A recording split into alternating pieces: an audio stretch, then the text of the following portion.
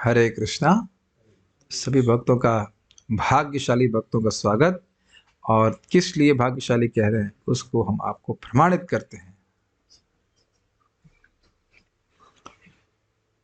आज श्रीमान गौरंग प्रभु का गौरंग प्रभु का प्रवचन हो रहा था और उन्होंने कहा था कि कौन व्यक्ति भाग्यवान है। तो हमारे सामने जो लोग भक्त हैं वो हाथ खड़ा करना शुरू करेंगे। पहले भाग्यवान होने का यह लक्षण है कि व्यक्ति को कृष्ण की उपासना करने का मौका मिलेगा। रेज योर हैंड्स अगर आपको कृष्ण की उपासना करने का मौका मिला। हिंदी में बोल रहा हूँ ना, ठीक है, तो भाग्यवान है। ओके। दूसरा, जिनका जीवन का उद्देश्य मृत्यु को पार करना है। नटवर प्रभु को खाली टारगेट बार पार करने इस बार 25 लाख, 30 लाख, 45 लाख नहीं, मृत्यु को पार करना चाहते तो 16 माला क्यों कर रहे हो। तीसरा, जिन लोगों को सत्संग प्राप्त है। ओके, इतनी एक्सरसाइज कराएंगे प्रभु जी आप। हाँ ठीक है। तीसरा, चौथा, जिनको उन भक्तों का सेवा करने का मौका मिलता है जो उनसे अधिक अनुभवी हैं। यस, तो ये 4 गुण हैं। कौन से श्लोक? वृद्ध सेवाया। आप जरा देखिएगा भागवत में कौन सा श्लोक है। वहां तो मेरे पास लैपटॉप नहीं था, मैं हाथ में नहीं था। वृद्ध सेवाया शब्द है, उसी भागवत के श्लोक से वह इस प्रकार से बोल रहे थे। बहुत मुझे अच्छा लगा। कहते कि हम सभी के पास भाग्य है, हमारा भाग्य है, अब इसको कितना कैश करना चाहते हैं। यहाँ उपस्थित कोई भी भक्त तो ना सोच रहा है कि बहुत पैसा कमा लें, बहुत खा लें, पी लें, क्या रखा है। वो तो कोई भी भक्त नहीं कर रहे हैं, तो क्यों भागवत सुन रहे होते जब कर रहे होते। और कुछ बातें कही है मैं जरूर कहना चाहूंगा। इससे पहले कथा में आगे जाएं, इंग्लिश में पहले बोलूंगा। इंग्लिश बड़े सुंदर उन्होंने बोली, कहा Krishna is eager to catch us doing something right. क्या बात बोल रहे हैं। जीव हमेशा भोग में लगा हुआ है, जो एकदम गलत कार्य है। कृष्ण तड़ रहे। तड़ना समझते हैं आप? तड़ना का मतलब होता है मौका ढूंढ रहे हैं, कहीं तो कोई अच्छा कार्य कर दे, कहीं तो मेरे लिए कुछ भक्ति का, कुछ जान जान कोई तो कार्य कर दे जिसको मैग्नीफाई कर दिया जाए। और ये सब बातें एकदम एकदम बात सत्य। बृहद भागवतम में वर्णन है कि जब गोप कुमार भगवान विष्णु के पास जाते हैं तो कहते हैं कि मैं सोचा था इस जन्म में तुम कम से कम एक बार भी मेरा नाम उच्चारण कर दो, कोई तो बहाना कर दो, कोई बहाना मुझे मिल जाए जिसके द्वारा मैं तुमको अपने पास ले आता, लेकिन हर जन्म में तुम मुझसे विमुख ही रहे। इतने भगवान आग्रही हैं। और हम श्रीमद् भागवतम श्रवण कर रहे हैं जिसके बारे में क्या कहा गया है? तत्क्षणात्। तत् अर्थात कृष्ण और क्षण अर्थात फेस्टिवल। जब भक्त लोग इकट्ठे होकर श्रीमद् भागवतम का श्रवण कर रहे होते हैं तो ये भगवान का फेस्टिवल है। अब इससे अधिक राइट क्या करेंगे आप?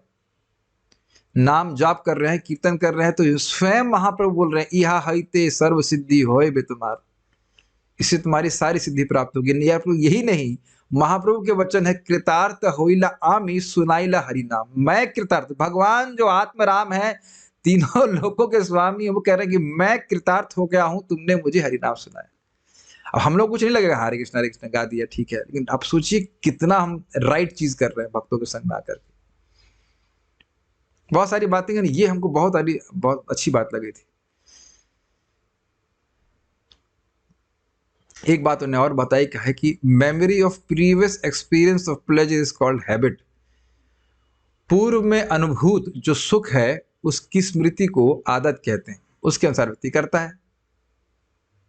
बस जैसे आप कहें कि आपको अरहर की दाल और चावल अच्छा लगता है, मैं बोल रहा हूं तो हो सकता हो किसी के मुंह में कुछ कुछ विकार आ रहा हो, पानी आ रहा हो, और उसमें भी घी, गाय के घी हो और भाप उड़ता हुआ दाल चावल।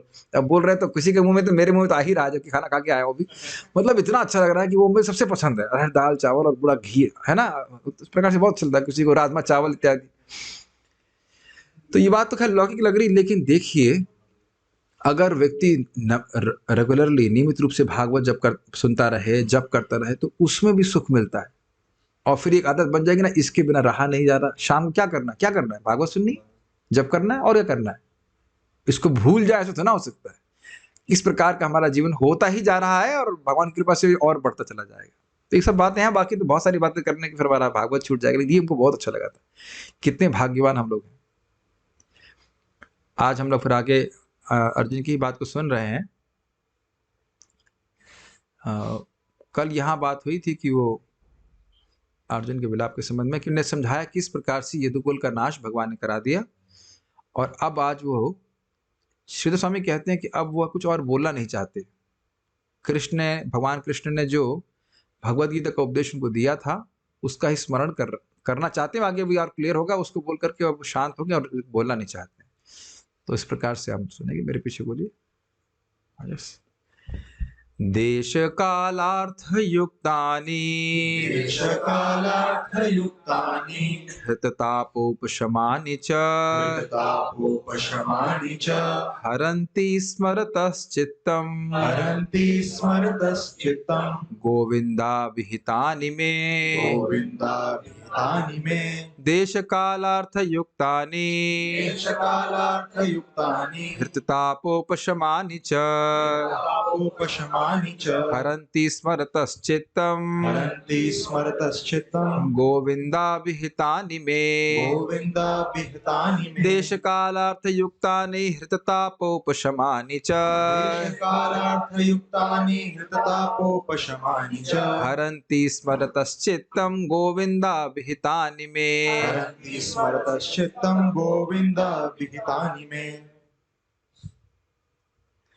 अब मैं भगवान गोविंद द्वारा मुझे दिए गए उपदेशों की ओर आकृष्ट हूं, क्योंकि वे देश काल की समस्त परिस्थितियों में हृदय की जलन को शांत करने वाले आदेशों से परिपूर्ण बनाए गए हैं।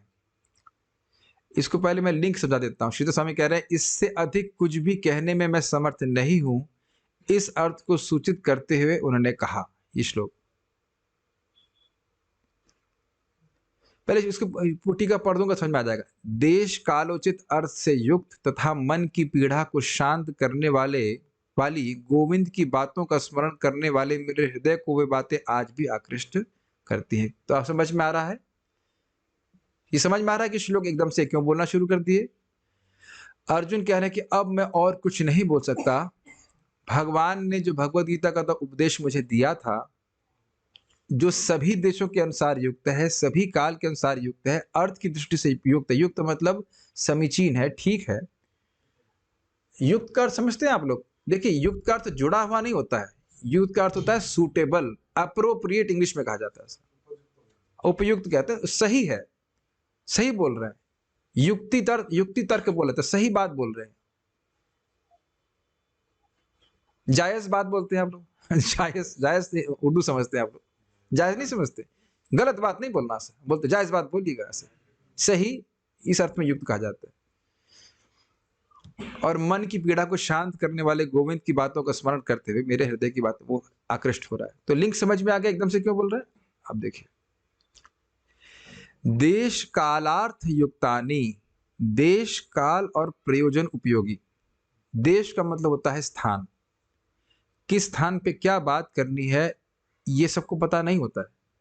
मान लो किसी की शादी हो रही है और मैं वहां जाके बोलूं देहिनो अस्मिन दाता देहे कौमारम यौवनम जरा, तो बात सही है, लेकिन अब शादी के समय तो समझ में नहीं आ रहा है ना, है कि नहीं? ये 9 बजे प्रसाद खाने बैठे कोई कहे कि जरा थोड़ा सा नहीं, मान लो कह दे आप कोई मैथमेटिक्स का प्रॉब्लम सॉल्व कर देंगे क्या, तो आप कहेंगे ये देश यहाँ के लिए नहीं है, इसके लिए सही बात नहीं। काल की बात भी होती है, काल देख कर भी बोलना होता है। मान लीजिए कोई व्यक्ति ऐसे ही बहुत क्रोधित है, किसी को मारपीट हो रही है, उस काल में आप और भड़काने वाली बात बोल दे, अरे तुमको याद नहीं तुम्हारे भाई के खिलाफ ये बोला था तो उस काल में आप क्या बोलेंगे? अरे भाई थोड़ा शांत हो जाओ। काल के अनुसार बात होती है कि नहीं? मान लीजिए हम सुबह बाथरूम ब्रश करना जाए, कोई कहे भाई जरा बिल पे साइन करेंगे क्या? समझ नहीं रहे, बाथरूम जाना है कि तुम्हारा बिल पे साइन करें। एक बार महाराज परम पूज्य वृंदावन चंद महाराज बता रहे थे, कह रहे थे कि कई बार ऐसा हो सकता है कि गुरु महाराज आए हों और उनको बाथरूम जाना हो और लोग माला पहनाने में बहुत उतर आए। वो बता रहे थे, यथा कामम यथा कालम, इच्छा के अनुसार और काल के अनुसार सेवा करनी चाहिए। गुरु महाराज ये वो इत्यादि इत्यादि। अरे भाई बाथरूम जाने दो, पहले माला बाद में पहना। समझ रहे हैं मेरी बात? तो काल के अनुसार कोई कार्य करना चाहिए, तो कह रहे हैं कि देश काल और अर्थ अर्थ के अनुसार युक्त। कभी तो फालतू बात करते हैं लोग, आपने देखा है, एकदम फालतू। जैसे मैं बता रहा हूँ, अभी कल गौरांग प्रभु के प्रवचन में जा रहा था, मैं ऐसे ही लेट हो रहा था, भाग रहा था, एकदम से कोई व्यक्ति फोन किए वहां पे, प्रभु जी मैं आश्रम ज्वाइन करना चाहता हूँ। मैंने कहा रुक जाओ, अभी मैं आपकी कॉल ज्वाइन नहीं कर पाऊंगा, बाद में आना। नहीं 2 मिनट दे दीजिए, बस 2 मिनट। हमने कहा नहीं अभी नहीं, अभी समय नहीं है, समझ पा रहे हैं, वो समय नहीं है, ये बात बाद में की जाएगी। आज जब वो कॉल किए तो मैं उनको बोला भाई कम से कम 1 साल आप जूम पे आइए, जब कीजिए तो हम देखेंगे तब लेंगे। आज हमें समझ गया आप क्या कहना चाहते हैं, फोन काट दिया, हो गए ब्रह्मचर्य आश्रम की समाप्ति। तो मैं खाली बोल रहा हूं कि बहुत बार आप देखेंगे कि लोगों को पता ही नहीं कि वो बोल क्या रहे हैं। आपने देखा है वो बा बा बा बा बोलना शुरू कर देते। जैसे एक बार हमारे जो ब्रह्मचर्य आश्रम थोड़ा सा अलग हुआ, अलग समझे, प्रसादम अलग बन रहा था। एक भक्त आकर के बोला प्रभु जी 15 श्लोक वहां पे हैं।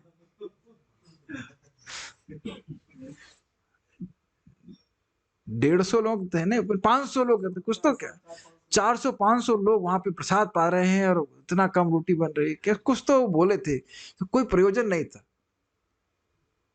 ऐसे कुछ बोले थे। हमने कहा भाई लोग ही 150 हैं, आप 400 लोग की चपाती कैसे देंगे?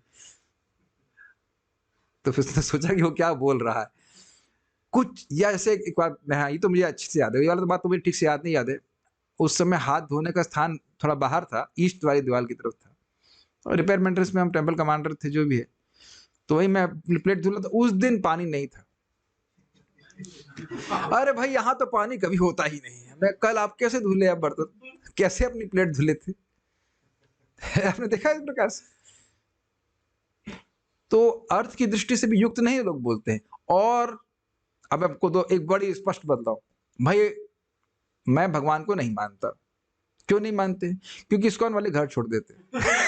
अब ये तो दो बातें है ना, इस्कॉन में लोग घर छोड़ देते हैं और भगवान नहीं है, ये तो अलग अलग बात है ना। मैं कहूँ श्री कृष्ण को अपने प्रसाद पाल लिया तो कहेंगे स्टॉक मार्केट का प्राइस बढ़ गया है। तो ये जो बात, जो उत्तर है, ये तो अर्थ की दृष्टि से युक्त नहीं है ना। तो अब हम इसे बातें मजाक की तो हो गई, अब भगवत गीता पे विचार किया जाए। भगवत गीता किस देश में उपयुक्त नहीं है? सभी देशों में। हम मजाक की बात नहीं कर रहे थे एक्चुअली, भगवत गीता उपदेश तो आप बाथरूम में भी दे सकते हैं, और कई बार ऐसा हुआ भी है। हमारे पंडित जी हैं, शास्त्री जी, क्या नाम है, आनंद कृष्ण, ऐसे तो दिखते नहीं, मिलते नहीं, हम लोग कभी ऐसे नहा रहे होते तभी पूछते, अच्छा वो उसका वो श्लोक का वो आपने जो संदर्भ से कुछ हमें बताएंगे क्या? वहां भी बात हो जाती है कृष्ण कथा की। खैर हम बात ये कर रहे थे कि जो भगवान ने भगवत गीता की बात बोली है, अगर कहें मन मना भव भक्त, चलिए एक श्लोक को लेते हैं, मन मना भव मद भक्तु मद याजी माम नमः, उसको 2 बार श्लोक को बोले हैं। कौन से देश में अप्लाई नहीं होगा जरा बता दीजिए? क्यों पाकिस्तान में? पाकिस्तान के लोग भगवान का स्मरण नहीं कर सकते? कोई भी ऐसा देश नहीं है जहां पे आप इस श्लोक को नहीं घटित कर सकते। क्या किसी दिन आप जप नहीं करें या भगवान की भक्ति ना करें, ऐसा तो कुछ नहीं है। गीता का हर श्लोक हर व्यक्ति पे अप्लाई होता है। ढूंढिए, सोचिए, विचार कीजिए कि एक श्लोक कह दीजिए किसी पे अप्लाई ना हो तो। मात्रा स्पर्शस्तु कौन्तेय शीतोष्ण सुख दुखदा आगाम पाइनो नित्यस्ताम तितिक्षस्व भारत। ये तो सब पे अप्लाई हो रहा है, हर देश में, हर काल में, और अर्थ की दृष्टि से कितना अच्छा है। सही बात भगवान बोल रहे हैं ना कि जितने भी तुम्हारे सुख दुख हैं वे इंद्रिय विषयों के संपर्क है जो इंद्रियों से उससे हो रहा है, तुम उसको सहन करने का प्रयास करो। सुख आए तो भी भक्ति करो और दुख आए तो भी भक्ति करो, इससे तुम्हारा कोई संबंध नहीं है। Does it make sense? तो ये सब भगवान के वचन थे। तो ये क्या थे? युक्त मतलब बहुवचन, मतलब बहुत सारे भगवान ने वचन बोले थे। हृत ताप उपशमानी च, तथा हृदय के संताप को शांत करने वाली जिन बातों को, हृत मतलब हृदय, ताप मतलब जलन। अब आप ये बताइए कि हृदय की जलन क्या है? बहुत इजी है, 2 प्रकार की जलन अगर बता सके तो। क्या क्या क्या क्या क्या क्या? ये भी सही है, राग द्वेष और संकल्प विकल्प और शोक और लालसा, क्या ना सोचिए ना कांक्षा, शोक और कांक्षा, यही करता रहता है। बड़ा सुंदर गौरांग प्रभु बता रहे थे कि देवताओं का मुख्य भाव नहीं, जानवरों का मुख्य भाव है भय, देवताओं का मुख्य भाव है या भाव मन की चित्त की वृत्ति है भोग, उठते ही भोग करना शुरू कर देते हैं। और इंसानों का मुख्य भाव है शोक, शोक ही करते रहते, ये नहीं मिला वो नहीं मिला, सुबह से शाम तक शोक करते रहते, ये नहीं मिला वो नहीं मिला, ये हो जाता वो हो जाता इत्यादि। तो ये ताप लोगों को जलाता है कि नहीं? हर जीव यहाँ पे स्पेशली इंसानों की बात करें तो किसी ग्लानि से युक्त है कि नहीं, ये प्राप्त नहीं हुआ वो प्राप्त नहीं हुआ। तो क्या कह रहे हैं देखिए, भगवान की बातें हृदय के ताप का उपशमन, शमन ही नहीं है उपशमन, अच्छे से शमन करने वाली। वैसे तो आप लोग सुन ही चुके हैं, यस्याम वै श्रूयमाणायाम कृष्णे परम पुरुषे भक्तिरुत्पद्यते पुंसाम शोक मोह भयापह। श्रीमद् भागवतम को पूरा नहीं श्रवण किया, श्रवण कर रहा है प्रेजेंट कंटिन्यूअस, तो उससे भगवान कृष्ण में परम पुरुष में भक्ति उत्पन्न होती है, और भक्ति उत्पन्न होती है तो शोक मोह और भय उसका निवारण करती है। तो ये सब ताप है हृदय के। तो इन सब बातों को गोविंद, अब गोविंद क्यों कह रहे हैं? जो इंद्रियों को सुख देने वाले हैं, इसलिए यहां पे गोविंद शब्द की उपयोग हो रहा है। अभिहितानि, मुझको बतलाया था, ये तो आप स्पष्ट जानते हो। अर्जुन ने भगवद गीता सुनने के बाद क्या बोला? नष्टो मोह स्मृतिर्लब्ध्वा तत्प्रसादा मयाच्युता, मेरा मोह नष्ट हो गया है, नष्ट मोह स्मृति, मुझे स्मृति प्राप्त हो गई, मैं आपका अंश हूं, मुझे आपकी सेवा करनी चाहिए। और कैसे? आपकी कृपा से। तो क्या गोलगप्पा खिला रहे थे कृष्ण?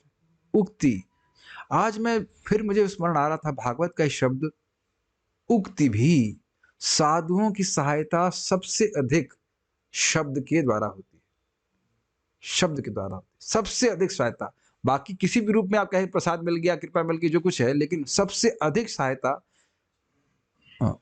वचनों के द्वारा, सबसे अधिक सहायता। मुझे याद है परम पूज्य राधा गोविंद महाराज से हमारे एक मित्र दीक्षा लिए, ये कह दीजिए इनको दीक्षा दिलवा दी गई स्पष्ट शब्दों में। तो मैंने कहा अपने महाराज के प्रवचन सुन के थे, नहीं तुमने सुनिए। जब सुनना शुरू किया तो कहते अब लग रहा है मेरे गुरु महाराज समझ में आया कि संबंध गुरु से शिक्षा के द्वारा होता है। बोला अच्छा, बोला अब मुझे लग रहा है मेरे गुरु महाराज हमने कहा इसीलिए पहले मैं कोई अगर बोलता, मैं कहा पहले महाराज के प्रवचन सुनिए। आपको मैं तो अपने गुरु महाराज से मिला ही 3 बार हूं, मैक्सिमम 5 बार बोला होगा, 4 या 5 बार, वो भी दूर से। लेकिन एक प्रवचन सुन लेंगे ना, वो दिमाग घुमा देता है, एकदम दिमाग घुमा देता है। उसको एक लाइन ही जीवन में अप्लाई करना कठिन होता है। Humble servant means you really care, what the we can spend the whole life doing that, you really care about your services, about sadhana, वो जो भी कुछ भी कहे अद्भुत है। पता नहीं आप लोगों को क्या लगता है, हमको तो यही सीधे सीधे लगता है साधु लोग सबसे ज्यादा सहायता करते हैं वाणी के द्वारा। हम तो शास्त्र में तो है ही, हमें तो सीधे दिखाई पड़ता है। परम पूज्य वृंदावन चंद्र महाराज को मैं कई बार देखा था, पहले भी तो महाराज ही हमेशा पढ़ते थे ना, महाराज की क्लास में वो जो परपट पढ़ने का काम महाराज ही करते थे। कभी कोई विशेष मुझे अनुभव नहीं हुआ कि कुछ ऐसा प्रवचन सुना ही नहीं था। कई साल बीतने तक मुझे याद नहीं है महाराज के प्रवचन सुना हो। नहीं, मैं जब ज्वाइन किया तब से बात बोल रहा हूँ, बहुत नहीं सुना मैंने। ये प्रवचन इधर देते नहीं थे, आपको याद हो महाराज कभी देते नहीं, मुझे पता भी नहीं था कि प्रवचन भी देते हैं, ये सोच लीजिए। कई साल आप जानते होंगे, यहाँ जब से मैं ज्वाइन किया 2008 से लेकर कई साल तक महाराज नहीं देते थे, हाँ बाहर ही करते थे। यहाँ जब सुनने का मौका मिला तब ये पार्थ रूप बता रहे थे कि एक बार महाराज जी इधर प्रवचन दे रहे थे, कहाँ ये ब्रजमंडल परिक्रमा में, तो मथुरा में भगवान कृष्ण को के आए, उसी पे महाराज 1 घंटा कम से कम 1.5 घंटा बोले होंगे। तो वो चकित हो गए कि इतना सुंदर प्रवचन कैसे हो सकता है। हमारे भी गुरु भाई गोरख वृंदावन प्रभु थे, इधर यहाँ गए थे हम लोग मार्ट में, इधर क्या है भांडीर वन, तो वहां महाराज प्रवचन किए। तो पहली बार महाराज जो सुने थे, कहते हो महाराज तो बहुत जानते, बहुत अच्छे भक्त हैं। तो जब तक साधु लोग बोलेंगे नहीं, आप साधु से कोई संबंध नहीं है, कोई संबंध नहीं। तो मैं खाली बोल रहा था कि भगवान भी इसी प्रकार सहायता की बोल करके। महाराज भी बहुत सुंदर कह रहे थे परम पूज्य राधा गोविंद महाराज की भगवान की कृपा सबसे अधिक तब होती है जब वो अपने बारे में कुछ बोलते हैं।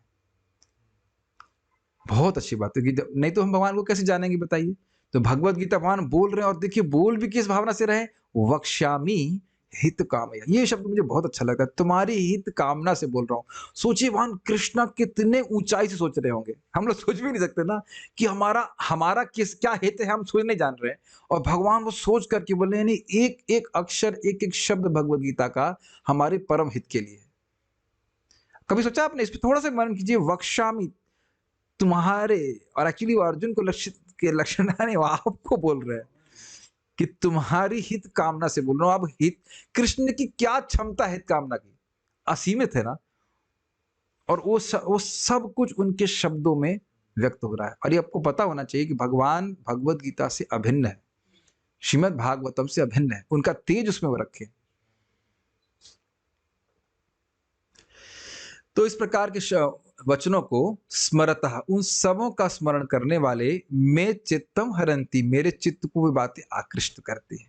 ये बहुत सुंदर है। देखिए श्रीमद् भागवतम का आप श्रवण करेंगे, शुरुआत में नहीं लगे कुछ हो रहा है, लेकिन बारंबार और नियमित रूप से श्रवण करते रहेंगे तो काम करते करते ये चलते फिरते भी बातें वही घूमने लग जाती हैं, बशर्ते हम फालतू की बात नहीं करते।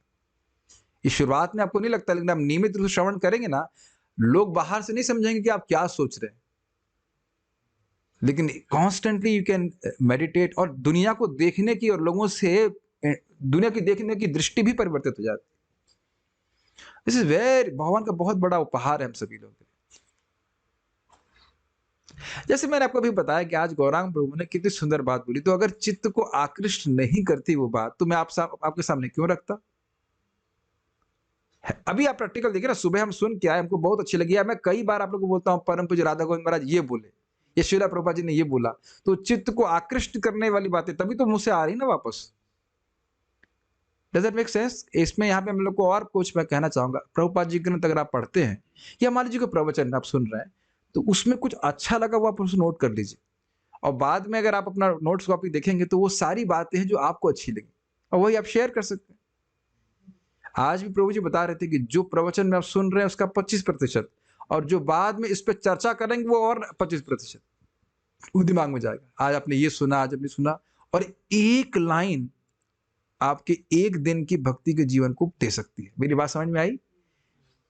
अगर कल हम उत्साहित हैं जप करने के लिए, एक शब्द से, बस एक लाइन आपने सुनी जो आपको प्रेरित करते 16 माला करने के लिए, तो हमारे श्रवण सफल है। अगले दिन के लिए फिर बस एक लाइन, फिर अगले दिन के फिर केवल एक लाइन। आप लोग पता नहीं सोचते कि नहीं, स्नान करते हुए भी कथा सुनिए। प्रहलाद महाराज माँ के गर्भ में सुन रहे थे, वहीं अंदर ही महाभागवत हो गए। वो कौन सा बड़ा पवित्र स्थान होता है।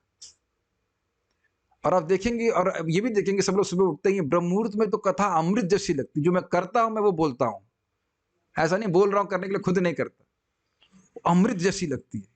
और वही कथा, वही रिकॉर्डिंग आप 10 बजे सुनेंगे, अंतर लगेगा आपका, वो अमृत जैसी लगती है। और ऐसा बात आप जिससे भी आपको प्रेरणा मिलती है, आप सुनेंगे, आप देखना, आपको एकदम प्रेरणा मिलेगी जब करने के लिए।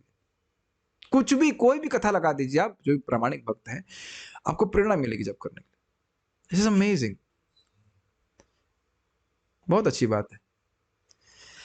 संस्कृत देखिए, देश कालार्थ युक्तानी, देश काल और अर्थ की दृष्टि से जो युक्त थी, अच्छी थी, और हृदय ताप उपशमान, जो हृदय के ताप को शमन करने वाली थी।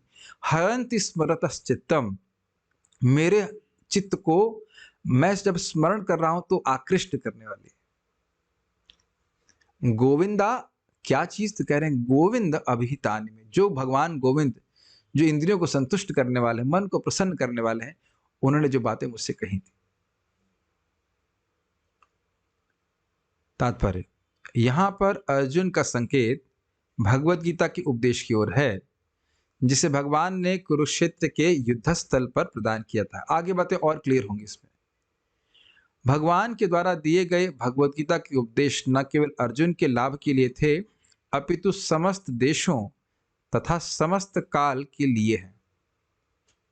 ये एक रुचिकर बात है। कभी कभी लोग कहते हैं कि भगवान ने 5000 साल पहले उपदेश दिए, अब इनकी क्या प्रासंगिकता है, क्या उपयोग है। तो उनसे पूछो क्या 5000 साल पहले लोग मरते थे? उत्तर है हाँ। अब क्या बंद होगा मरना? आपने सुना ना, वो कोई कोई रोग होता है जो मतलब से कौन सा रोग है, डेंगू नहीं, प्लेग फॉर, मानो इस समय प्लेग है नहीं, लेकिन अगर कहीं प्लेग मतलब फैल जाता है तो वही दवा उपयोग की जाएगी ना जो पहले प्लेग के लिए लगाई गई थी। मेरे ख्याल से प्लेग के लिए दवा है कि नहीं मुझे नहीं पता, आई डोंट नो, होगी या नहीं होगी हम जानते नहीं। लेकिन अगर कोई बीमारी कभी फैली और वो दोबारा आई तो वही दवा उपयोग की जाएगी कि नहीं? और अगर अगर बीमारी समाप्ति नहीं हुई तो यानी बीमारी कौन सी है? जन्म मृत्यु जरा व्याधि दुख दोषान दर्शनम, तो उससे क्या मुक्त हो गए लोग? स्पष्ट है। तो कभी कोई आपको बोले कि 5000 साल पहले थी, अब क्या प्रासंगिकता? यही उत्तर है कि अभी भी लोग मृत्यु में फंसे हुए हैं। और भगवान क्या बोलते हैं? जन्म कर्म च मे दिव्यम एवं यो वेति तत्वतः त्यक्त्वा देहम पुनर्जन्म नैति मामिति सोर्जुन। जो मेरे जन्म और कर्म की दिव्यता को जानता है वो दोबारा शरीर नहीं लेगा, तो वो नहीं, शरीर बारंबार लेने की प्रक्रिया तो चल ही रही है ना। तो आप कैसे कह सकते हो कि भगवत गीता अप्रासंगिक है? पूर्ण पुरुषोत्तम, मुझे याद है इतना सुंदर लगा था, आज भी वो अनुभव मुझे स्मरण आ रहा था कि जब मैंने पहली बार भगवत गीता पढ़ी तो तात्पर्य नहीं पढ़ता था, केवल अनुवाद पढ़ता था, समझ में कुछ नहीं आता था, लगता बड़ा अच्छा है। आप लोग का ऐसा हुआ है कि नहीं? समझ में कुछ नहीं आता लेकिन बड़ा अच्छा है, बड़ा अच्छा है, ऐसा लगता है बहुत अच्छा है, बहुत अच्छा है। ये एक जादू है, समझ में नहीं आता, केवल अनुवाद अनुवाद पढ़ने में भी लगता है बहुत अच्छा। और आप लोग भी आज ही अनुभव करना, वैसे तो मेरे ख्याल से करते नहीं आप लोग, लेकिन फिर भी इनकेस चल मेरी बात कभी मान लें कि इसे क्लास समाप्त होने के बाद आप भागवतम उठाइए, उसको पढ़ते पढ़ते सो जाइए, आप देखेंगे जैसे खोलेंगे तो एक शांति महसूस होती है, केवल भागवत का स्पर्श करने मात्र से। पढ़ लेंगे तो क्या तुरंत नींद आ जाएगी, प्रमाण है कि आपका मन शांत हुआ आपका। ये तो यहाँ हम लोग अलर्ट किए रहते, लोग सोते नहीं है, तो क्या मौका देख रहे हैं बस, छोटी क्लास है सो नहीं पाते, धड़ से सो जाएंगे। ये मैंने देखा है, आप बिल्कुल एकदम एकदम मतलब दृष्ट है, I can feel immediately. Bhagavat को पढ़ने की जैसे जैसे पढ़ते मन एकदम परिवर्तित हो जाता है, आपने देखा है? बहुत अच्छी चीज है। पूर्ण पुरुषोत्तम भगवान द्वारा कही गई भगवत गीता समस्त वैदिक वांग्मय का सार है। सर्व उपनिषदों गावो दोग्धा गोपाल नंदना, सारे उपनिषद को गाय के समान इकट्ठा कर दिए और उसका दोहन कर रहे हैं कृष्ण, और उसका सार दूध है भगवत गीता। जिन लोगों के पास उपनिषद पुराण तथा वेदांत सूत्र सरीखे विशाल वैदिक ग्रंथों को पढ़ने के लिए समय नहीं है, उनके लिए स्वयं भगवान ने यह ग्रंथ सुंदर ढंग से प्रस्तुत किया है। और समय हो भी तो भी पढ़ने की जरूरत नहीं है। एको शास्त्रम देवकी पुत्र गीतम, सुने नहीं? एक शास्त्र की जरूरत है, भगवत गीता, जो देवकी पुत्र कृष्ण का गीत है। यह ग्रंथ महान पौराणिक महाकाव्य महाभारत के अंतर्गत आता है, जिसे विशेष रूप से कम बुद्धिमान श्रेणी के लोगों के लिए यथा स्त्रियों, श्रमिकों तथा ब्राह्मण, क्षत्रिय तथा उच्च वर्गीय वैश्यों की अयोग्य संतानों के लिए तैयार किया गया था। अब आप कहेंगे अच्छा, जब महाभारत ग्रंथ ही निम्न लोगों के लिए है, तो यानी भगवत गीता भी निम्न लोगों के लिए। ये भी एक कंक्लूजन ड्रॉ कर सकता है कोई, लेकिन ऐसा नहीं है। कहानियां सुनना अच्छा लगता है, आप देखेंगे कि प्रवचन में अगर मैं शुरू कर दूं, एक व्यक्ति था, तुरंत सबको हाँ क्या था मैं अपने मन को देखा है, सिद्धांत बोलेंगे तो लोग सो जाएंगे या ध्यान नहीं देंगे, लेकिन मैं इस संबंध में कहानी सुनाना चाहता हूँ, तुरंत कहानी सुनने के लिए उत्सुक हो जाते हैं। अच्छा अच्छा भीम ने क्या किया, अच्छा ये क्या किया। तो आप देखेंगे लोग कहानी सुननी अच्छी लगती है, तो कहानी रख रख करके क्या किया गया, उसका जो जो कवरिंग की तरह कह लीजिए, और मुख्य जो प्रयोजन था भगवत गीता को देना था। और इसको हम पहले सुन चुके हैं कि महाभारत वेदों पे टिप्पणी है, वेदों के प्रयोजन को महाभारत सिखाती है। वो प्रथम स्कंद के शुरुआत में सीख लिए, जहां पे वर्णन किया गया कि उन्होंने वेदों का विभाजन किया, महाभारत को भी लिखा इत्यादि इत्यादि व्यासदेव जी ने। तो भगवत गीता निम्न व्यक्ति के लिए नहीं है, वो सभी के लिए है। मन मना भव मत भक्तो, भगवान बता रहे हैं ये सभी के लिए, उस हाईएस्ट इंस्ट्रक्शन है सभी के लिए, लेकिन उसको कहानियों के बीच में रखा गया है। और ध्यान दीजिएगा कि ये साक्षात श्रुति है, थोड़ा अंतर समझिएगा। श्रुति स्मृति में क्या है? श्रुति सीधे भगवान से आई, वेद, और स्मृति है वेद के आधार पर आचार्यों ने ऋषियों ने लिखा है। तो दोनों का महत्व ही है, लेकिन ये भगवत गीता तो साक्षात भगवान के मुख से प्रकट है, लेकिन महाभारत के अंतर्गत है, इसलिए स्मृति भी कहते हैं और श्रुति भी कहते हैं। क्या है वो? अच्युत मुखात क्या है? निस्तृतः गीता सुगीता कर्तव्यम किमन्य शास्त्र विस्तरय यह स्वयं पद्मनाभस्य मुखम पद्माद विनिस्तृतः। भगवत गीता है तो किसी अन्य शास्त्र की क्या जरूरत है जो स्वयं भगवान के श्रीमुख से निसृत हुई है, मतलब प्रकट हुई है।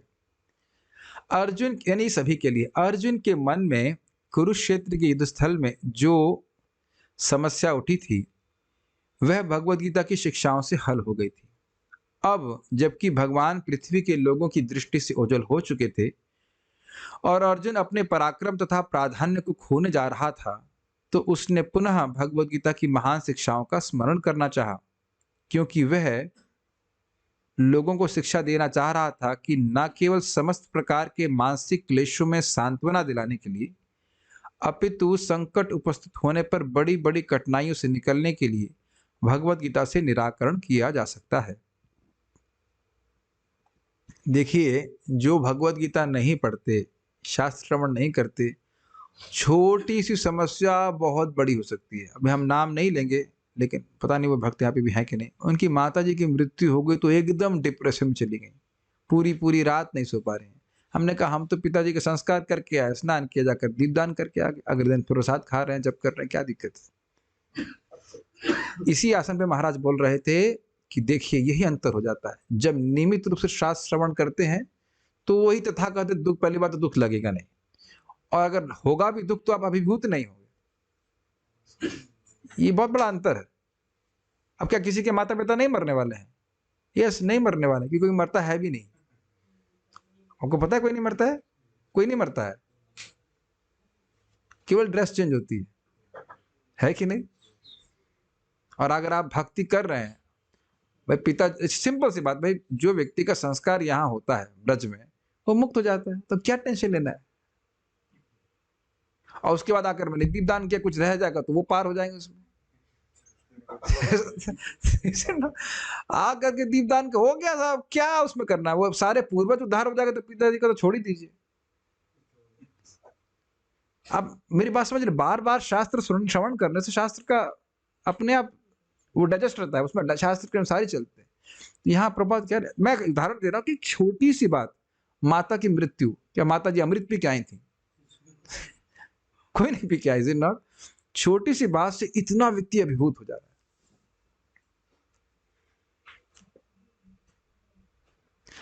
एकदम रियली, लोग कभी कभी काउंसलिंग मानते हैं, हमको हंसी आती है। एक व्यक्ति के 7 करोड़ डूब गए उसी खुद की मूर्खता में, और रोए जा रहा है कैसे वापस आएंगे, और उसको वापस लाने के लिए उसने ज्योतिषियों को 15 लाख और डुबो दिए। मूर्ख कहीं के। और अभी भी उनकी सैलरी 8 लाख रुपए महीना है। रोना चाहिए बताइए? फिर भी चिंता। और वो आए, कथा सुने, शांति अनुभव किए, फिर उसके बाद वही रोना चालू, अब फिर नहीं आ रहे। तो ये तो घटना है। ये लोग जबरदस्ती भाई, इतनी सी बात अगर हम समझ लें कि हम पदार्थ के प्रोडक्ट नहीं है। जैसे हमारे यहाँ पे गोमाता में कुछ प्रोडक्ट बन रहा है, तो कुछ मतलब हैंड वॉश है, तो जो उस पर डिजाइनर साहब ने लिख दिया ऑर्गेनिक, तो हमारे तानिश प्रभु बोले नहीं, इसमें ऑर्गेनिक नहीं है, ऑर्गेनिक मत लिखिए, ये ऑर्गेनिक बिल्कुल नहीं है। समझ गए? उसी प्रकार से अगर आपके ऊपर लेबल लगा जाए आत्मा के ऊपर, तो कहे ये पदार्थ बिल्कुल नहीं है। और हम मान के चल रहे हैं पूरी तरह ऑर्गेनिक है, पूरी तरह पदार्थ है, पदार्थ है ही नहीं। तो क्या रोना है इसके लिए बताइए? कितना लेमेंटेशन चल रहा है। तो जब बार बार सुनते हैं तब धीरे धीरे हम इस दुख से बाहर आते हैं। धन चला जाए 10 रुपए या 1000 रुपए तो कितना दुखी होता है, और कितने क्षण भोग में चले जाते हैं, उसकी कोई चिंता है बताइए? कितना नुकसान है ना। तो इस प्रकार से आप देखेंगे श्रीमद् भगवद गीता का श्रवण करके बहुत आसानी से व्यक्ति इमेजिन्ड कठिनाइयों से बाहर निकल आता है, काल्पनिक समस्याओं से बाहर निकल आता है। जब भाई जगत के हो ही नहीं तो तुम्हारी समस्या क्या है? अब कई बार देखेंगे मैं इस बात को बोल रहा हूं, तो भगवद गीता सुनकर समझ में आता है। कृपा सिंधु भगवान अपने पीछे भगवत गीता की महान शिक्षाएं इसलिए छोड़ते गए जिससे मनुष्य भगवान के भौतिक दृष्टि से अदृश्य होने पर भी उनकी शिक्षाओं को ग्रहण कर सके। इस पे थोड़ा सा मनन कीजिए। भगवान ने गीता का उपदेश अर्जुन को किया। Scene cut. यहां से चाइना के बॉर्डर पे चले जाइए और वहां दो सैनिक आपस में बात कर रहे हैं, क्या बोल रहे हैं बताइए, कुछ मालूम कर सकते हैं आप? अब देखिए भगवान की कृपा। हम लोग कभी मनन नहीं करते। भगवान अर्जुन को बोल रहे हैं और एक एक व्यक्ति जो यहाँ बैठा है भक्ति कर रहा है उस सबको सोच कर बोल रहे कि इतने साल बाद ये लड़का पढ़ेगा। भगवान बहुत बुद्धि लगे, भगवान के पास सारी बुद्धि है। और आप अभी सोचिए, व्यासदेव जी को क्षमता ये प्राप्त है कि वहीं से बैठे बैठे नोट कर ले रहे हैं और उसके बाद 5000 साल भी बाद भी यथावत परंपरा में भगवत गीता हमें उपलब्ध कराई जा रही है। क्या आपको नहीं सोच के रख रहे हैं? बताइए, सोच के तो भगवान कृपा दे रहे हैं।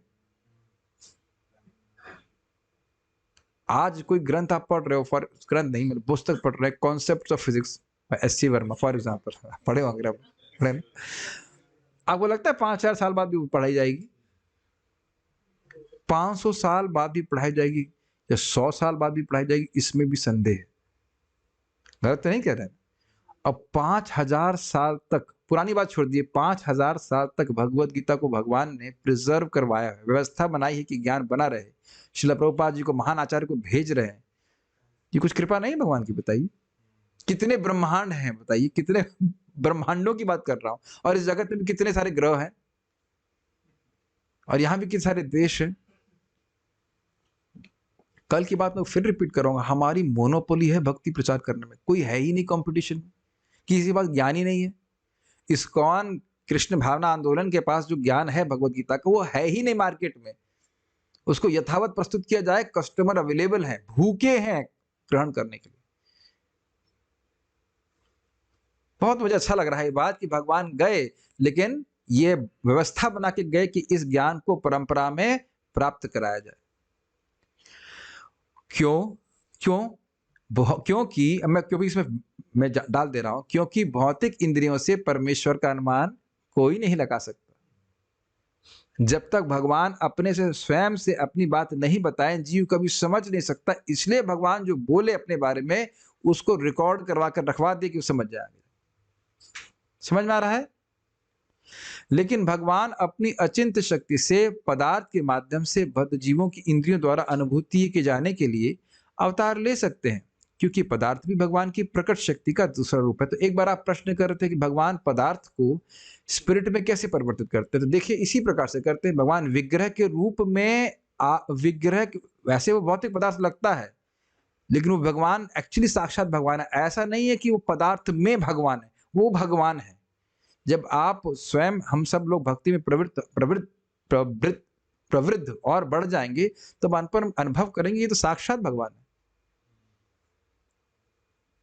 अब आपको मैं तो भावुकता से लगेगी लेकिन सही में आप जूम के ऊपर भी भगवान को दीपदान करेंगे, आपको अनुभव होगा कि स्वीकार करते हैं। मैं इसको समझा नहीं सकता। This things have to be done,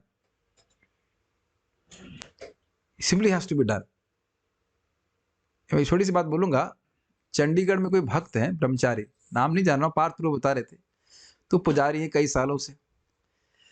तो उनसे एक बार एक भक्त ने पूछा, प्रभु जी आप कभी तो मंगल आरती 25 मिनट में समाप्त कर देते हो, कभी 30 या 31 32 मिनट हो जाता है, ऐसा क्यों? तो उन्होंने कहा कभी कभी मुझे अनुभव होता है कि भगवान यहाँ पे हैं।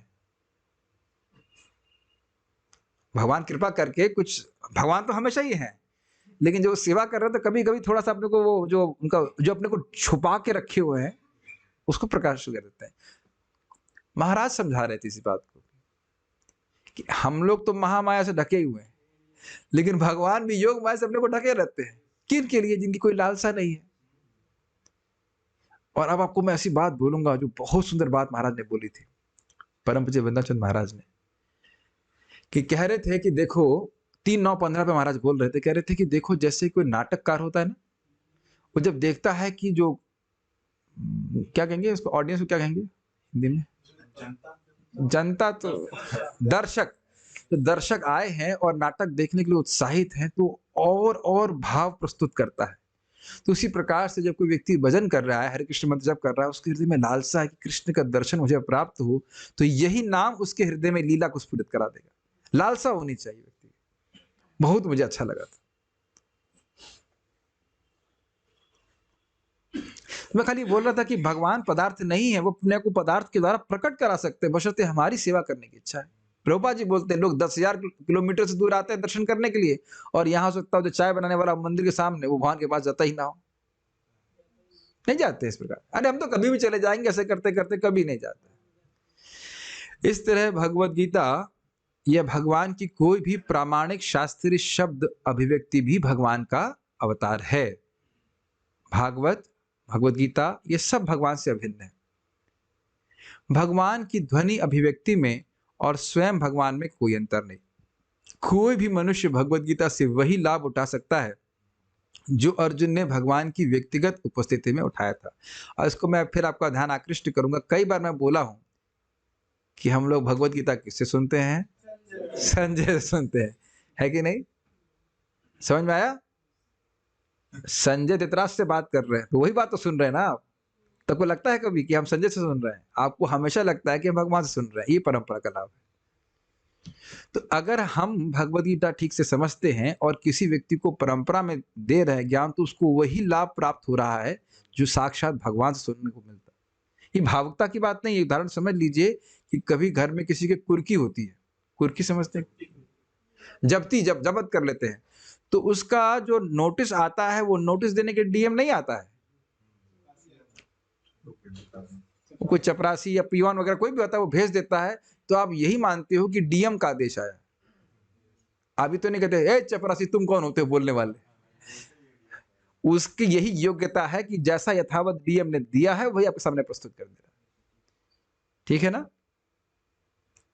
ये बहुत अच्छा उदाहरण, बहुत सिंपल है लेकिन बहुत अच्छे उदाहरण। जो प्रभुपाद उदाहरण देते कितना अच्छा उदाहरण है कि एक चपरासी जिसके पास मान लीजिए 5,000 10,000 रुपए की सैलरी होगी उसकी कुछ, और वह आपके लिए चेक ले आता है 5 लाख रुपए का, तो क्या उसके पास 5 लाख रुपए हैं? लेकिन उसके पास नहीं होने के बाद भी क्योंकि उसमें वो साइन नहीं करता है, इसलिए आपको 5 लाख रुपए मिल जाता है। अगर उसने एक साइन कर दिया तो कितना मिलेगा? 0। तो उसी तरह परंपरा के ज्ञान को यथावत दिया तो आप लोगों को भगवान के पास जाने के निमित्त बन सकते हैं। Can you imagine that potency? किसी जीव को मुक्त करने के साधन बन सकते हैं यदि परंपरा का ज्ञान देते तो और भी आसान हो गया ना। 5 लाख रुपए पियोन के लिए या उस पोस्टमैन के लिए खुद से अर्जित करके देना तो कठिन है, लेकिन ला कर देना तो आसान है ना। तो जो बात भगवान ने बोली है, आचार्यों ने बोली, यही यथावत दे दीजिए लोगों को और उसमें आपको सैलरी मिलेगी। दस्तूरी लईते यामी पूर्ण हवे काम। हरे कृष्ण मंत्र बताइए और भगवान के बारे में बोलिए। मुझे बहुत हंसी आ रही इस बात पे कि होटल में हमें कोई कार्यक्रम करने गए, तो कार्यक्रम में हम हरे कृष्ण मंत्र के बारे में बता रहे थे, तो एक माता जी वहां की ऑर्गेनाइजर जो प्रभु जी उनकी पत्नी से पूछ रही थी, तो ये हरे कृष्ण मंत्र यही मंत्र करना है, कोई और नहीं करना है? हाँ हाँ यही मंत्र है, इसी के द्वारा दीक्षा, इसी के द्वारा मुक्ति होती है ऐसे करके। तो यही तो करना है और क्या करना है? साधु की बात में विश्वास नहीं है, माता जी की बात में विश्वास हो जाता है। हाँ ये भी बोल रही, हाँ ठीक सही समझ रहे ना ये चीज। कोई भी श्रद्धालु मनुष्य जो भवबंधन से मुक्त होने का इच्छुक रहता है वह भगवत गीता से बहुत आसानी से लाभ उठा सकता है। क्या अर्थ है? अर्थ यह कि भाई बड़ा क्लियर तरीका है कैसे आप भगवान के पास पहुंच सकते हो। मां में वैश्यसि संशय, इसमें कोई संशय नहीं है कि तुम मेरा स्मरण करोगे, मेरे भक्त बनोगे, मेरी पूजा करोगे, मुझे नमस्कार करोगे, तुम निश्चित मेरे पास आओगे। जिस दिन आप पहुंच जाएंगे तब कंगारी तो सच बोल लेते, जिस दिन पहुंच जाएंगे तब नगारी तो अन्य को बताना चाहिए तो सच बोल रहे थे। तब देखिए भाई गौरांग प्रभु कहते हैं प्रीचिंग कर लो, जब चले जाओगे तो वहां पर आप मलाल करते रहोगे तो प्रीचिंग का मौका रह गया हमारे पास। वैसे देखिए आप प्रचार ना भी कर सके, लेकिन इतनी बात समझ लीजिए कि जूम पे आप आकर के बढ़िया से एकदम नाटक करिए, केवल हरे कृष्ण, वो भी बहुत बड़ा प्रचार है। आवाज तो कोई सुन नहीं रहा है, केवल नाटक करिए और नाटक करते करते आपका भी साधना अच्छी हो जाएगी। आज भी मैं ब्रह्मचारियों को प्रवचन दे रहा था, ब्रह्मचारी क्लास दे रहा था, तो हमने कहा हमारे यहाँ जूम पे ऐसे माता जी लोग हैं जो हिलेंगी भी नहीं, और उनमें से 2 लोगों ने हमारा जूम का लिंक लिया। मैंने कहा नाम लेंगे तो भूल जाएंगे, वो नाम नहीं लेंगे। मैंने कहा और अब वो ऐसा भी नहीं कि 1.5 साल 2 साल, तो 1.5 साल भी नहीं हुआ होगा, 5-6 महीने में इतना ट्रांसफॉर्मेशन, लेकिन कमांडो की तरह, हरे कृष्ण हरे कृष्ण कृष्ण कृष्ण हरे हरे हरे राम, ना सोना ना हिलना, एकदम ऐसा ऐसा मूवमेंट भी नहीं देखेंगे। मैंने कहा मैं इतना I am proud of such devotees, चाहे माता जी हो चाहे प्रभु जी हैं, कोई भी, अगर आप किसी को देख रहे हैं साधना करते हुए, आप देखिएगा हम सभी के अंदर प्रवृत्ति होती है, ये कर रहा है मैं क्यों नहीं कर सकता हूँ, मैं क्यों नहीं कर सकता। दिखने चाहिए लोग आपको करते हुए, और जब आप लोगों को जब में सोते हुए देखेंगे तो जब ये सो रहा है तो मैं भी सो सकता हूँ। ये हुआ है एक बार, यहाँ एक माता जी आकर के स्वेटर बुन रही थी, तो मैं तो कस के डांट दिया, हमने कहा भाई स्वेटर बुनने की लीला यहाँ मत कीजिए। तो बाद में अपने पति को बोली, बलराम हॉल में तो स्वेटर बुनते रहते हैं, कोई दिक्कत नहीं। ये प्रभु जी यहाँ क्यों डांट रहे हैं उसे, समझ रहे हैं मेरी बात? तो आप समझ रहे हैं बात, ये बहुत बड़ा प्रचार है। आप कितना ही प्रवचन दे दीजिए, जब तक लोग धर्म का आचरण करते हुए नहीं दिखेंगे, लोग नहीं करेंगे। आप देखिए मंदिर की परिक्रमा, जहां 6 लोग परिक्रमा करते दिखेंगे, बाकी लोग भी जिनको पता ही नहीं क्यों करना, वो भी परिक्रमा शुरू कर देंगे। कुछ तो काम की चीज होगी। मैं खाली इसलिए बोल रहा हूं कि भगवत गीता को अप्लाइड वे में अगर कोई व्यक्ति भक्ति करता है तो वह लोगों को मुक्ति करने का कारण बन जाता है। इसी दृष्टि से भगवान, मेरा खाली कहने का आशय था कि भगवान ने बहुत सिंपल सिंपल बातें बोली भगवत गीता में, लेकिन प्रभावशाली अनंत रूप से है। तो उसको जब भक्त लोग क्रियान्वित करते हुए दिखेंगे तो अन्य लोग भी सीखेंगे। ये भगवत गीता में स्वयं बोलते हैं कि जो भगवान की भक्ति करना नहीं जानता लेकिन सुनने की इच्छा रखता है, सुनता है, तो सुन सुन करके वह भी ते भी चाति तरंत है, वह मृत्यु श्रुति परायणा, वो श्रुति परायण सुनते हैं, अच्छा भगवान का भजन करना चाहिए, सुन सुन के भजन करने लगते तो वह भी मृत्यु को पार कर जाएंगे। इसीलिए प्रभुपाद जी कहते थे कि कृष्ण भावना का आंदोलन का उद्देश्य है लोगों को कृष्ण के बारे में सुनने का मौका देना। What an amazing statement, amazing statement. इस पर बहुत कुछ कह सकते हैं कि हम वापस पे टिकेंगे, बड़ी आसानी से लाभ उठा सकता है। भाई ये बताइए, माइक माइक पे बोलिएगा, भगवान का एक और प्रसाद खा क्या लाभ होता है खाने का? जन्म मृत्यु से पार कर जाता जन्म मृत्यु से पार कर सकते हैं, और माया से, ये मजाक नहीं कर रहे हैं, माया से पार हो जाता है, और कम से कम एक मनुष्य जन्म में प्राप्त होगा। एक और प्रसाद खाने से 1 करोड़ यज्ञ का लाभ मिलता है, 1 महीने की फास्टिंग का लाभ मिलता है। लेकिन ये लाभ कब मिलेगा? जब 3-13 पढ़ाएंगे आप। यज्ञ शिष्टासेनो संतो मुच्यन्ते सर्व किल विषय, मुच्यन्ते सर्व किल विषय, भगवान बोल रहे हैं। भुंजते ते तो घम पापा ये पचंत आत्मकार। लेकिन जो अपने लिए खाना बना रहा है वो तो केवल पाप खा रहा है। There is no scope for a cheat day. एक वक्त बोल रहे थे कि घर में वैसे 6 दिन तो हम प्रसाद पाते, एक दिन थोड़ा सा बाहर का समोसा इत्यादि सब, थोड़ा पाप भी तो होना चाहिए, थोड़ा पाप भी तो होना चाहिए। ज्यादा पुण्य कर लेंगे तो भगवान जल्दी बुला लेंगे, तो थोड़ा समोसे खा करके इत्यादि इत्यादि। अब बताइए, प्रसाद खाने में भी दिक्कत है, इससे आसान क्या होगा कि प्रसाद खा के ही भगवान के पास चले जाइए। तो यही बात प्रभुपाद कह रहे हैं कि बड़ी आसानी से कोई भी व्यक्ति लाभ उठा सकता है। प्रणाम करना भी कठिन है। महाराज बोल रहे हैं चलो भाई मन मनावे, मन लगाना मुश्किल है, तो प्रणाम करना भी मुश्किल है। प्रणाम करना तो बहुत आसान है, तो पता तो चले और फिर लोग करते हुए दिखे तो सही, तब व्यक्ति करता है स्वयं भी। बहुत अच्छी बात बोल रहे थे एक भक्त, एक व्यक्ति भगवान को प्रणाम किया है और वो उठा है, वो वही व्यक्ति नहीं है।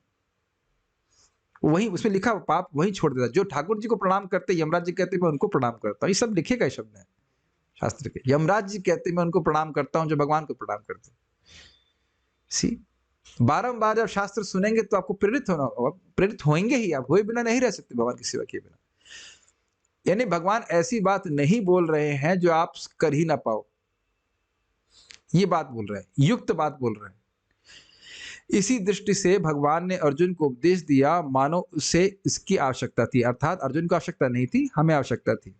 भगवत गीता में 5 महत्वपूर्ण ज्ञान की बातें खोज निकाली गई हैं, जिनका संबंध परमेश्वर, जीव, प्रकृति, देश तथा काल तथा कर्म विधान से। प्रभुपाद को जोड़ दी देश, लेकिन 5 मुख्य विषय हैं ये। इनमें से परमेश्वर तथा जीव गुणात्मक रूप से एक है, जैसे कि समुद्र और समुद्र की बूंद, सोने का खान और सोने के निकले हुए आभूषण इत्यादि, या चिंगारी और अग्नि। दोनों का अंतर पूर्ण तथा उनके अंश के अंतर जैसा है। तो व्याख्या कई बार कर चुके हैं, नहीं कर रहा यहाँ पे। प्रकृति जड़ पदार्थ है जिसमें 3 विभिन्न गुणों की अंतःक्रिया होती रहती है, रजगुण, तमगुण, सत्वगुण का कंपटीशन चलता रहता है। और शाश्वत समय तथा असीम अवकाश, अवकाश का अर्थ है स्पेस, हाँ, भौतिक प्रकृति के जगत के परे माने जाते हैं। थोड़ा समझने का प्रयास कीजिए। आकाश की सृष्टि नहीं होती, आकाश हमेशा विद्यमान रहता है, ये बात बोलना। बड़ा विचार इस पे किया गया वेदांत सूत्र पे, इतना बोल के छुपा, थोड़ा सा उसको पढ़ा था। आकाश की सृष्टि नहीं होती, आकाश हमेशा रहता है। जीव के कार्यकलाप विभिन्न प्रकार की मनोवृत्तियां अर्थात कर्म हैं, जो जीव की प्रकृति के भीतर तथा बाहर, जो जीव को प्रकृति के भीतर तथा बाहर जकड़ सकती हैं या मुक्त कर सकती हैं।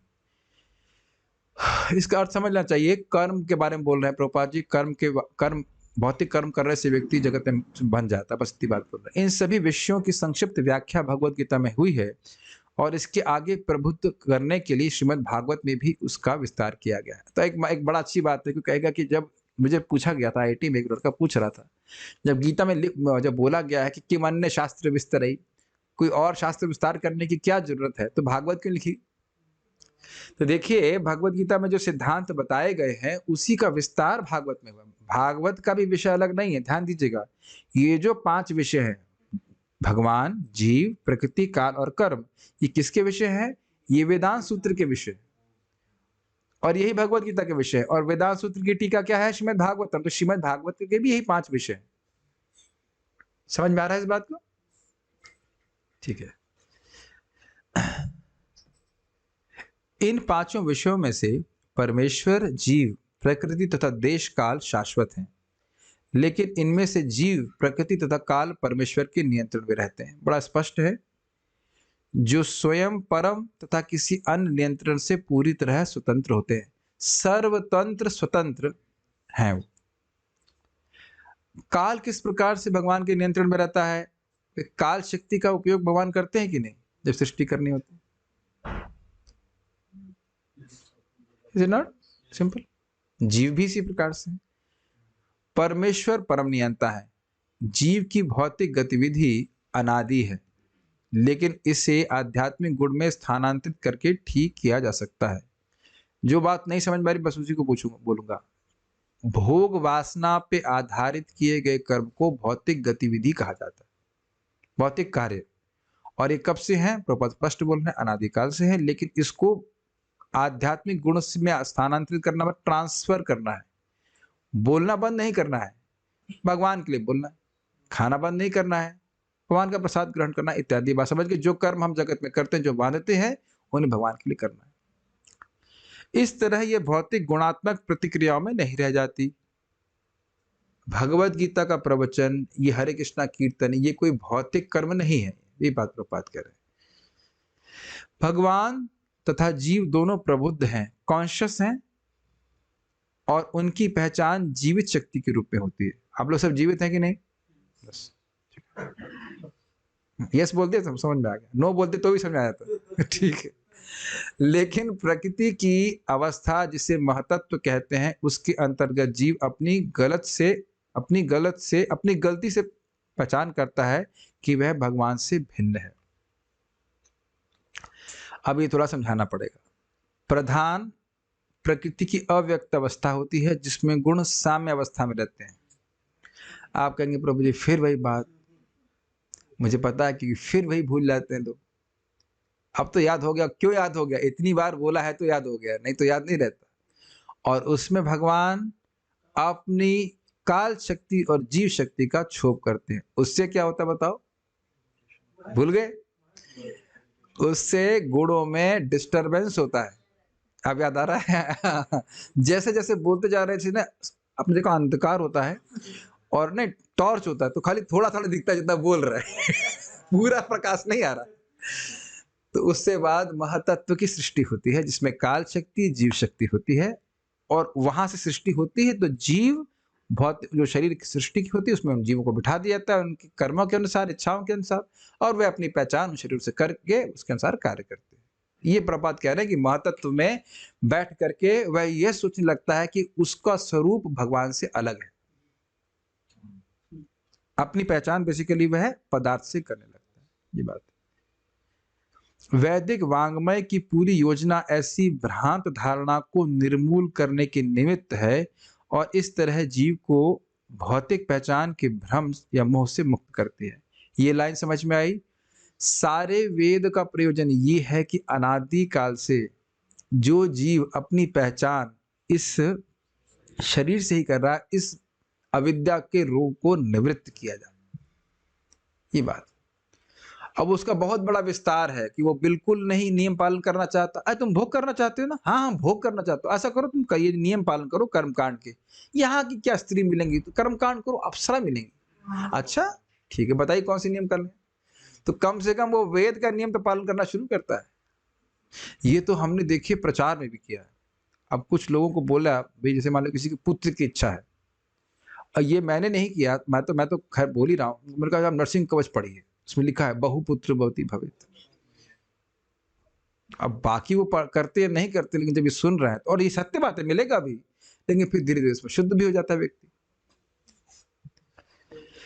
या महाराज बता रहे थे कि एक बार कोई दंपति थे, उनको पुत्र नहीं हो रहा था, तो महाराज उनको वो बताए थे, कौन सा वो है दूध वाला यज्ञ, पयोव्रत बताया। तो बड़े उत्साह से सुने उसको और किए, और हाँ पुत्र हो गया। और अभी मैं बोल रहा हूं तो जिन लोगों को पुत्र की इच्छा होगी तो कहेंगे प्रभु जी कौन सा व्रत बता रहे हैं आप।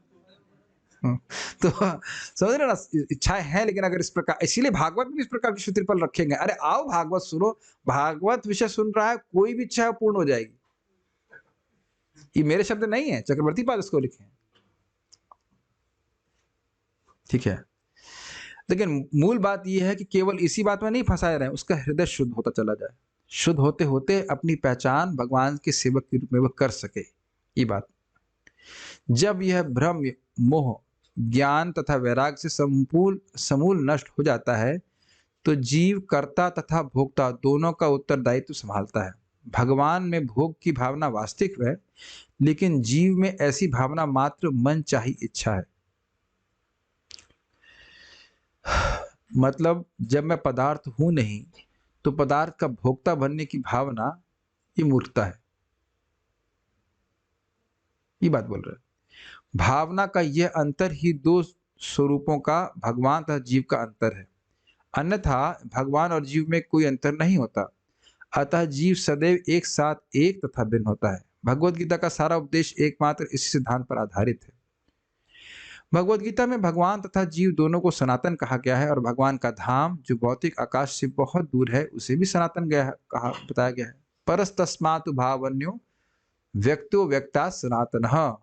इस व्यक्त और अव्यक्त दोनों से परे मेरा सनातन धाम है। जीव को भगवान के सनातन जगत में रहने के लिए आमंत्रित किया जाता है। That's very nice. इनवाइटेड, और is that entry only by invitation. सुना आपने कभी शब्द? किसी मीटिंग में ऐसा लगता है ना, जब तक जिसके पास कार्ड है। क्या बात प्रभुपाद जी कह रहे हैं। देखिए यहाँ जितने उपस्थित भक्त हैं, जो कोई भी इस प्रवचन को सुनेगा, जो कोई भी भक्ति कर रहा है, मैं इंग्लिश में कहूंगा, we all have been personally invited by the Lord to go back to Godhead. ये समझ लीजिए, प्रभुपाद जी का शब्द सामने है।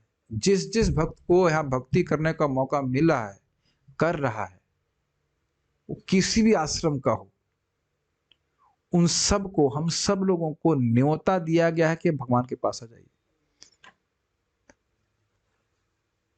अब उसमें हम कहें कि हमें चाय पीने जाना है समझ रहे ना, जब किसी मीटिंग में, शादी पार्टी में नहीं जाना होता तो हम लोग बोल देते हैं हम ये थे, अरे आज था क्या, अच्छा ठीक, क्षमा कीजिएगा हम नहीं आ पाए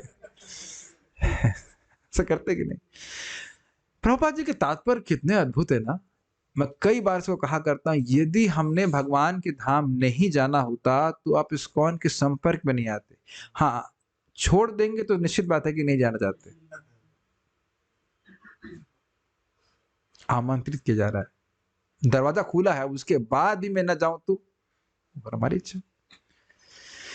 और जहां आत्मा की मुक्त क्रियाशीलता प्रकट होती, मतलब इस समय हम लोग कुछ नहीं कर रहे। समझिए इस बात को, जब निमि महाराज के बारे में एक वक्तव्य है, निमि महाराज को शाप दे कहते तुरंत मर जाओ, वशिष्ठ जी बोले थे, तो वशिष्ठ जी को भी वो शाप दे तुम भी तुरंत मर जाओ। तो निमि महाराज को दोबारा जब कहा गया कि शरीर धारण करके, तो ना, हमें शरीर धारण नहीं करना है। आत्मा के लिए कितना बड़ा ये वजन है शरीर, आप समझ नहीं सकते, है कि नहीं? एकदम विपरीत। आज शरीर की कोई भी वस्तु आत्मा से बिल्कुल मैच नहीं करती। गिनने की जरूरत नहीं है, मल मूत्र और खून पी ये भरा हुआ है, इसमें क्या आत्मा का कहीं मैच करता है? उस भगवान के धाम में पहुंचने की विधि को सनातन धर्म कहा जाता है। सनातन धर्म जानते हैं, भगवान की प्रेम में सेवा और उस पद्धति में ला करके, जैसे मान लीजिए अभी नियम बताए जा रहे हैं, नियम के द्वारा करते करते स्पीड तेज हो जाएगी, जो उड़ना चालू करेगा, राग मार्ग में आ जाएगा, तो भगवान से प्रेमी हो जाएगा, ये बात बोल रहे। किंतु भौतिक पहचान की भ्रांत धारणा से मुक्त हुए बिना कोई भगवत धाम नहीं पहुंच सकता। जब तक हम यही सोचते रहेंगे कि हम भारतीय हैं, अमेरिकन हैं, ये है वो है, तो कैसे पहुंचेंगे? उसके अनुसार ही तो कार्य करने बैठेंगे। ये मुझे पता है, बड़ा दुख लगता है कि हमारे भक्त इसी धारणा से दबे रहते हैं। ये नहीं करेंगे तो समाज क्या कहेगा? आप लोगों के जो माता पिता भी शायद बोलते होंगे ना, शादी कर लूंगे तो समाज क्या कहेगा। ऐसा लग रहा है समाज में यही न्यूज़पेपर में छप रहा है कि ये फलाने व्यक्ति शादी नहीं कर रहे। देखिए, कभी आपने समाज न्यूज़पेपर में देखा है कि भाई ये फलाना व्यक्ति शादी नहीं कर रहा है? कितनी गलत बात है। अगर न्यूज़पेपर पढ़ते हो या पढ़े हो, कोई न्यूज़ आ रही है ऐसी? जय प्रभु। या उनका फलाने का लड़का फेल हो गया, कोई किसी को मतलब है नहीं, लेकिन अपने में सोचते रहते, ऐसा लग रहा है हम पूरे जगत के केंद्र हैं, सृष्टि चलाने की शक्ति हमारे पास ही है, और हम नहीं चलाएंगे तो ब्रह्मा जी हम ही को बोल रहे हैं। मतलब ना, प्रभुपाद, आप बुरा मत मानेगा, प्रभुपाद जी का शब्द हम पढ़ चुके हैं, सेल्फ क्रिएटेड ड्यूटीज, कोई नहीं बनाया है। मैं अपने एक रिश्तेदार को बोल रहा था, बुद्धिमान, मैं छोड़िए वीआरएस ले लीजिए, कह रहे हैं तो मैं सबको वीआरएस दे रहा हूँ, आप अपने को भी दे दीजिए, क्या करना? हमने कहा भाई अभी से झूल रही बॉडी, अब तो आ जाइए यहाँ पे वृंदावन। तो उतने पत्नी बोलती है, अरे अच्छे लोग वहां भी तो होने चाहिए। तो मैं खाली बोल दिया, when your opinion is needed, it will be given to you. उनको समझ में नहीं आया शायद। मैं कहने का अर्थ है कि आप मत बोलिए, जब आपकी मत की आवश्यकता होगी तो हम बता देंगे, आपको दे देंगे आपका मत क्या है। अरे अब जितने शरीर आ रहे, दूसरों को नहीं, कम से कम अपने को बचाने के तो वचन करो। दे दिया ना अपना जीवन पूरा सरकार को। जब महाराज बोलते हैं, जब पूरा चूस लेती सरकार, फिर रिजेक्ट करती थी कि तुम किसी काम के नहीं हो, बेटा क्या रिटायर कर देते हैं। अब हम क्लास में ऐसे बात जब सुनते तो आ जाती है मुख से, नहीं तो क्या है बताइए, आत्मा का क्या मतलब है इस जगत से? जब रहने पाने खाने की व्यवस्था हो गई है तो क्या मरने की जरूरत है, बताइए। भौतिक पहचान की भ्रांत धारणा से मुक्त होने की विधि अलग अलग अवस्थाओं में सकाम कर्म से लेकर अनुभव सिद्ध दर्शन, भक्तिमय सेवा तथा दिव्य अनुभूति कहलाती है। थोड़ा समझने का प्रयास कीजिए। सकाम कर्म मतलब भोग की इच्छाओं से युक्त लेकिन वेद की आज्ञा का पालन कर रहा है। फिर निष्काम कर्म मतलब वेद के अनुसार लेकिन निष्काम कर्म योग करते हुए कर रहा है। फिर ज्ञान योग, फिर उसके बाद अष्टांग योग, और फिर भक्ति योग आता है। और दूसरा तरीका, सीधे भक्ति करना चालू करे और वह अपना स्वरूप की सिद्धि प्राप्त कर ले। ऐसी दिव्य अनुभूति तभी संभव है जब उपर्युक्त सारी बातें भगवान के संग जोड़ दी जाए, सभी क्रियाएं भगवान से जोड़ी जाए। वेदों द्वारा निर्दिष्ट मनुष्यों के कर्तव्य धीरे धीरे बद्ध जीव के पापी मन को धीरे धीरे शुद्ध कर सकते हैं और उसे ज्ञान की अवस्था तक ले जाते हैं। अर्थात बड़ा सुंदर बात है, बहुत सुंदर बात है। जो व्यक्ति जिस चेतना का है, उसके लिए जो वेद आज्ञा दे रहा है, अगर वह उसका पालन करता है तो स्वतः प्रगति करता है। और फिर जब वो आगे प्रगति करेगा तो उसके लिए अलग उपदेश है। जैसे थोड़ा सा एग्जाम्पल समझिए, कर्म कांड और ज्ञान कांड, अगर इसकी बात की जाए तो कर्म कांड किसके लिए है? एक ऐसा जीव जो वेद को मानता ही नहीं है, केवल इंद्रिय तृप्ति में लगा हुआ है, तो उसकी बुद्धि को देखते हुए कर्म कांड का प्रयोग किया जा रहा है कि तुम्हें भोग चाहिए, तुम ये नियमों का पालन करो, तुम स्वर्ग जाओगे।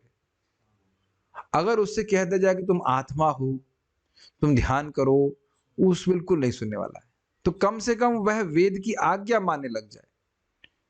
फिर ऐसे करते करते कई जन्म बीत जाएंगे और इस प्रकार स्वर्ग में जाएगा, स्वर्ग से वापस नीचे गिरेगा, फिर करते करते फिर एक समय जब वो ऊब जाएगा, तब भगवान की व्यवस्था होगी कि उसे ज्ञान कांड की तरफ कुछ कुछ मिलेगा आसमान के, क्या इससे भी ऊपर कुछ है, ऐसा वो विचार करने लग जाएगा। तब वह आत्मा के बारे में सुनेगा, वे स्वर्ग सहिष्णु है इत्यादि इत्यादि। सहिष्णु मतलब स्वर्ग समाप्त हो जाता है, वहां क्या प्रयास करो, आत्मा के बारे में जानो।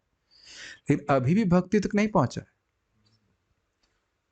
तो वह तो भगवान के भक्तों के संग के द्वारा ही व्यक्ति अगर भाग्यशाली होगा तो समझेगा कि नहीं, तुम तो भगवान के सेवक हो, तुम्हें डायरेक्ट भगवान की सेवा करनी चाहिए, तो भगवान के पास चले जाओ। और आप वी कांट अंडरस्टैंड, लेकिन ऐसा भाग्य हम सबको प्राप्त है। हम लोग शुरुआत ही वहां से कर रहे हैं। कृष्ण के तुम दास हो, तुम कृष्ण की सीधी सेवा करो, ये नहीं कि कर्म कांड करते हुए करोड़ों जन्म बिता दिए जाए।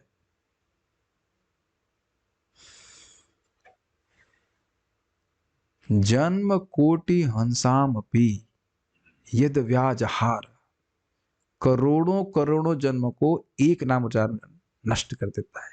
हरे कृष्णा कृष्णा कृष्णा हरे हरे, हरे राम राम राम हरे हरे। श्रीमद चैतन्य महाप्रभु की इतनी सुंदर कृपा है। आप लोग आप एक्सपेरिमेंट कीजिए, बस लोगों को बोलिए आप जप कीजिए, और इतना बोल दीजिए कि वो आपका मन शांत रहेगा, वो तो रहेगा। और आप प्रेरित करते रहिए, माला करते रहिए, आप आंखों के सामने उनकी बुद्धि को घूमता हुआ देखेंगे। यद्यपि यदि वह 2-4 माला भी रोज करते हैं, अगर रोज करेंगे, आप अपनी आंखों के सामने देखेंगे। कोई क्लास भी है क्या, कुछ क्लास भी सुन सकते हैं क्या? ये मैं अब आंखों के सामने देख रहा हूं कि लोग जाप करते रहे, कैसे ये मंत्र उनकी बुद्धि को घुमा देता है, एकदम आंखों के सामने। जो एकदम विरोध कर रहे थे भक्ति का, वह भी कुछ ना कुछ करते करते करते करते करते एकदम से पूरा घूम जाते हैं। This is amazing and mind blowing for me, at least for me. मैं आंखों के सामने देख रहा हूं, बस वो जाप करते रहे, जाप करते रहे। आप ये भी मत बोलो कि कथा सुनो, खाली सजेस्ट करो, कथा सुन सकते हैं 5 मिनट, 15 मिनट सुनिए, देखिए, कथा सुन के देखिए, जब ये पूरी हो जाए तब बताना, दूसरी कथा भेजूंगा। अरे इसी से कितना प्रचार हो जाएगा। मैंने एक भक्त को बोला, ये कथा दे रहा हूं, अब आप इसको सुन लेना, तो तब दूसरी दूंगा। कब सुनना है? बाथरूम तो जाते हैं ना, शेविंग करते हैं, हाँ तब सुन लेना। सुन लिया उसने, नाम महिमा पहला 1.5 घंटे का प्रवचन, 3 दिन में हो जाएगा ना पूरा। सर नेक्स्ट भेजिए, फिर भेज दे, पूरा सीरीज नाम महिमा को सुन लिया। जब सुन रहे तो 16 माला पे आ गए। अभी फिर सुनना बंद कर गया, फिर सोना चालू कर दिया। लेकिन वो गया ना सिस्टम में, कृष्ण कथा जाएगी तो चेंज करेगी ही आप। मुझे भक्त बता रहे थे, वो 12 से 1 का जो डिस्कशन माता जी लोग कर रहे थे, उसमें से जो नए लोग आए वो 16 माला करने लग गए। सी, आई वाज सो सरप्राइज्ड। अभी कितना समय हुआ हमारा 12 से 1 की डिस्कशन को? 1 महीना भी शायद नहीं हुआ होगा। क्योंकि देखिए, आप प्रभुपाद के शब्दों को लोगों के पास पहुंचा रहे हैं, ऐसे पढ़ने वाले नहीं है कभी। और ये एकदम से अंदर तक सफाई करने वाले हैं। प्रभुपाद जी के शब्द बहुत शक्तिशाली हैं। मुझे बड़ा अच्छा लगा था सुन करके इस प्रकार से। हम लोग कल्पना नहीं कर सकते महाराज के शब्द ने, how much mercy we are giving to others. अगर आप लोग को प्रेरित करते हैं हरे कृष्ण मंत्र जप करने के लिए, सहायता करते हैं किसी तरह से, तो ये जो धीरे धीरे का प्रोसेस है, ये बहुत फास्ट हो जाता है भक्ति को स्वीकार करे तो। ज्ञान प्राप्त करने की शुद्ध अवस्था भगवान की भक्तिमय सेवा का आधार बनती है। जब इस तरह से व्यक्ति समझता है कि मैं आत्मा हूं, तो भी बात क्लियर नहीं होती। तो आत्मा वास्तविक रूप से क्या है? भगवान का अंश है। ये बात भक्तिमय सेवा का आधार बनती है। जब तक मनुष्य जीवन की समस्याओं का हल ढूंढता रहता है, तब तक उसकी जानकारी ज्ञान या शुद्ध ज्ञान कहलाती है। किंतु जीवन के वास्तविक हल की अनुभूति होने पर मनुष्य भगवान की भक्तिमय सेवा में लग जाता है। तो आप समझ रहे हैं कि जब व्यक्ति यह प्रयास करता है, यह प्रश्न उठता है कि मैं दुख क्यों भोग रहा हूं, तो यह ज्ञान होता है। समझ रहे हैं? और जब उसका वास्तविक हल मान चल जाता है भगवान की भक्ति, तो वह भक्ति में सेवा में लग जाता है। मुझे क्या जरूरत है फालतू में जगत में स्ट्रगल करने के लिए? भगवत गीता का शुभारंभ जीवन की समस्याओं से होता है, जिसमें पदार्थ के तत्वों को आत्मा से अलग करके देखा जाता है, और हर तर्क से यह सिद्ध किया गया है कि आत्मा सभी परिस्थितियों में अविनाशी है, और पदार्थ का बाह्य आवरण मन तथा शरीर परिवर्तित होकर फिर से इस संसार में हाँ ठीक है, मन तथा शरीर परिवर्तित होकर फिर से इस संसार में आते हैं, जो दुखों से भरा होता है। थोड़ा समझने का प्रयास कीजिए। अर्जुन की समस्या क्या थी? मेरे संबंधी मर जाएंगे। अब समझ में आ गया? समझ आ गया? मेरे को एम्फसाइज करके समझ आ गया। तेरे मेरे तेरे में सारा गेम हो रहा है ना। मेरे संबंधी मारे जाएंगे तो मैं कैसे सुखी रहूंगा। बुद्धिमान लोगों को इशारा काफी है। ये मेरे ताऊ, ये मेरे गुरुजी, मेरे ये मेरे मेरे इत्यादि इत्यादि। क्या वाकई कोई संबंध है? नहीं है। तो कठिनाई कहां से, समस्या का स्रोत कहां है? पदार्थ से अपनी पहचान करना, ये समस्या का कारण है। तो इसीलिए भगवान दूसरे अध्याय में सबसे पहले यही सिखाए कि हम शरीर नहीं हैं, हम आत्मा है। जब ये समझ में आएगा कि मैं शरीर नहीं हूं, आत्मा हूं, तो ये तो समझेगा ना कि मैं आत्मा के रूप में अपनी अनुभूति कैसे करूं। फिर उसके लिए आप योग के प्रोसेस सोचेंगे। ठीक है। दूसरा बात यहां पे कहा गया कि बारंबार मन तथा शरीर परिवर्तित होकर फिर से आ रहा है। ये बहुत सुंदर बात है। क्या हमारा चेहरा मोहरा जैसा अभी दिख रहा है ऐसा ही पिछले जन्म में था? समझ में आ गया? इट्स अमेजिंग ना। जैसे मान लीजिए आप ड्रामा में बैठे हैं, तो ये सीन समाप्त हो गया। अच्छा, अब दूसरे सीन में आ जाइए। ये हमने आंखों से देखा है। बलराम हॉल में एक महाराज जी हैं, क्या नाम, भक्ति मार्ग महाराज के निर्देशन में एक ड्रामा हो रहा था। तो एक माता जी, ड्रामा बड़ा अच्छा हुआ, तो एक माता जी जो देवकी बनी थी वही पूतना बन के आ गई। बिल्कुल अद्भुत, मतलब अद्भुत था, वेरी शॉकिंग। 5 मिनट पहले वो देवकी बनी हुई है, कंस उनके बच्चे को मार रहा है और वो रो रही है, और तुरंत ही उसके बाद भाई कृष्ण की अगली लीला चल रही, पूतना वध लीला, तो वही पुत्रा बन के आ गई, करके आ गई। समझ गया मैं उदाहरण क्यों दे रहा हूं? पिछले जन्म में हो सकता मैं लड़की रहा हूं या लड़का रहा हूं, कौन जाने। इस बार फिर लड़का बन के आ गए हैं, मतलब पुरुष जो भी कह लीजिए। उसके बाद फिर चेंज।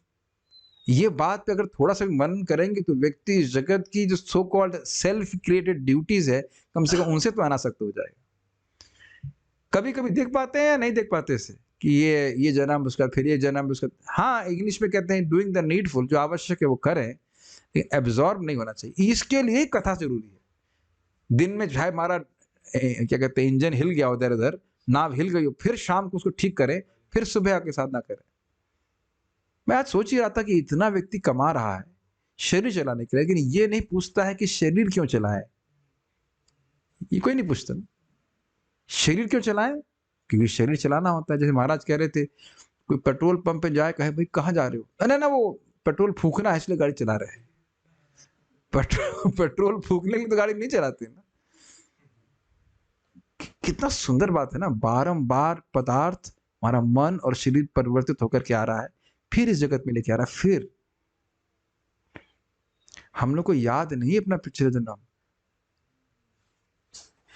शायद इसीलिए हम लोग या कभी अभी आप लोग अच्छा दिन में कभी सोचते हैं कि पिछला जन्म भी था और यहाँ किसी की उम्र है 200 साल।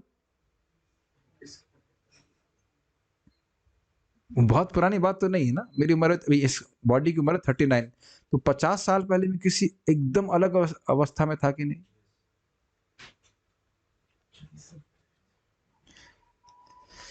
अतएव भगवत गीता विभिन्न प्रकार के कष्टों को समाप्त करने के लिए है, और अर्जुन ने इस महान ज्ञान का आश्रय लिया जो उन्हें कुरुक्षेत्र युद्ध में प्रदान किया जा चुका था, भूले नहीं थे। तो उसको आगे और बातें आएंगी, अर्जुन संबंध में बोलेंगे गीता ज्ञान के बारे में, उसको हम कल सुनेंगे। हमें कैसे पता लगा कि ग्रंथ की टीका करने वाले ने उसमें अपना मत नहीं डाला है?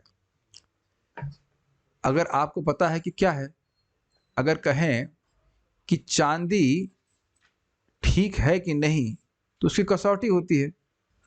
तो जो चांदी का व्यापारी वो जानता है। अगर वाकई जानना चाहेंगे तो आप वाकई प्रयास भी करेंगे। श्रील प्रभुपाद जी का तात्पर्य है, क्या उसके अनुसार है पूर्ववर्ती, प्रभुपाद जी का तात्पर्य के अनुसार वो बोल रहा है कि नहीं, इतनी बात तो समझ में आ जाना चाहिए प्रैक्टिकल लेवल पे। और अगर कहीं डाउट है तो अगर हम इसको कॉन्टेक्स्ट में देखें, मान लो कोई वक्ता बोल रहा है, अगर आप कुछ डाउट है तो आप पूछ सकते हैं, यहाँ तो मौका दिया ही जा रहा है। और वहां भी क्लियर नहीं हो तो किसी और श्रेष्ठ वैष्णव से पूछ सकते हैं, हमने ये सुना, हमको समझ नहीं आ रहा है, तो गुरु साधु शास्त्र के अनुसार आप चल सकते हैं। If we give knowledge as in parampara, we will get preached, but also we see that those devotees who are advanced, their preaching is very effective, whereas they are also giving same knowledge. On other hand, हाँ, अच्छा प्रश्न है। इन्होंने कहा कि आप परंपरा का ज्ञान देते हो तो लोगों को लाभ होता है। तो जो लोग अधिक एक्सपीरियंस्ड हैं, एक्सपीरियंस नहीं कहना चाहिए, उन्नत हैं, हम देखते हैं कि वही बात वो बोलते हैं तो अधिक प्रभावशाली होते हैं। तो ये बताइए कि वे अधिक एक्सपीरियंस कैसे हुए? कर करके, ये सिंपल। वैशेषिक का प्रभु बोलते हैं, क्या बोलते हैं? Small gun becomes big gun bye practice. आप आज सुन रहे हो हरि नाम भगवान से अभिन्न है, 20 साल के बाद भी आपकी वही अनुभूति रहेगी क्या? मैं इसको आज अच्छा प्रश्न किया गया तो मैं बोल देता हूं। देखिए, हमारे हृदय में गुणों का फैलाव होता है। तो प्राय शुरुआत में रजोगुण तो रजोगुण से हम प्रभावित रहते हैं, तो बात सुनते हैं लेकिन विश्वास नहीं होता, समझ नहीं आता। लेकिन जैसे जैसे साधना करते रहते हैं, भक्ति और नाम की महिमा हृदय में प्रकाशित होती रहती है। मेरी ये भी समझ में नहीं आ रही बात? हरे कृष्ण मंत्र भगवान हैं, ये आप नया व्यक्ति भी सुन रहा है लेकिन उसको समझ में कुछ नहीं आ रहा है। लेकिन जो साधना कर रहा है, करते करते उसको ये बात हृदय में अनुभूत होती है, वो उसको उसका विश्वास, उसकी श्रद्धा बहुत बड़ी, उसके अनुसार उसको अनुभव भी प्राप्त होता है, तो उसका तो प्रभाव होगा ही ना। लेकिन वो हुआ कैसे? वो तो कर करके हुआ ना। समझ रहे हैं बात?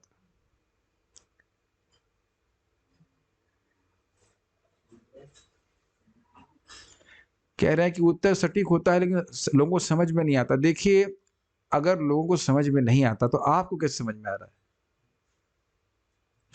कई बार लोग कहते हैं हम प्रचार करते हैं, कोई प्रचारित होता नहीं है, तो आप कैसे हुए?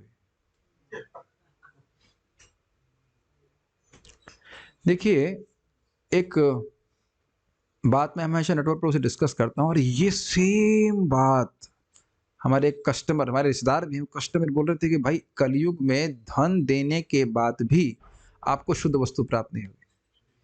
अब ये केवल बिजनेस में नहीं है, धर्म के क्षेत्र में भी हम लोगों को, इस्कॉन को जितने लोग डोनेशन देते हैं उससे कहीं अधिक करोड़ रुपए धार्मिक संस्थान में दी जा रहे हैं। गलत तो नहीं बोल रहे हैं? मैंने सुना है कि 80 लाख रुपए लेकर के भागवत कथा भी करते हैं। हम कुछ नाम नहीं रख रहे हैं, और ये तो हमने आंखों से देखा है कि वो कथा हो रही थी कहाँ? सरदार शहर में, आंखों से देखा है।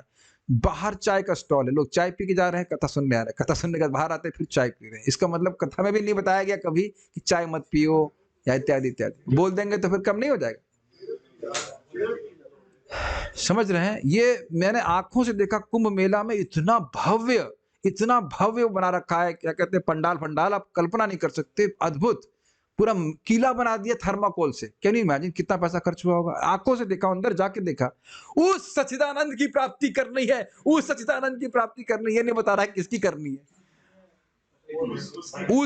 उस दिमाग में घुसा नहीं बेचारे।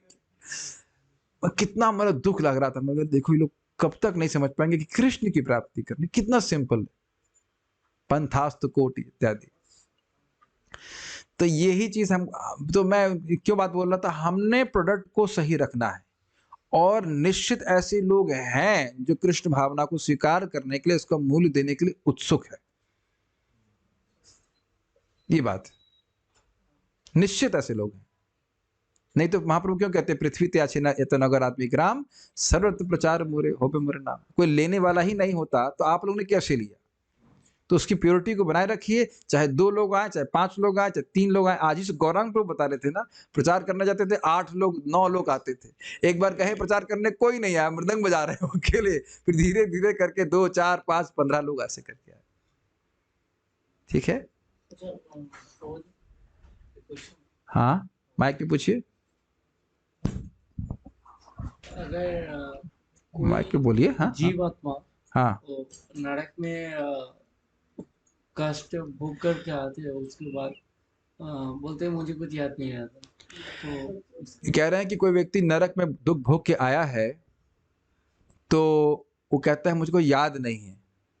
देखिए, याद होने की बात नहीं है, जिन बातों को याद रखता है व्यक्ति सुधर जाता है उससे। आप देखेंगे लोग डायबिटीज में ही कितना कष्ट पाते हैं, अरे आप कल्पना नहीं कर सकते, बहुत पांव सूज जाता है, क्या क्या हो जाता है। तो क्या मीठा खाना बंद कर देते हैं,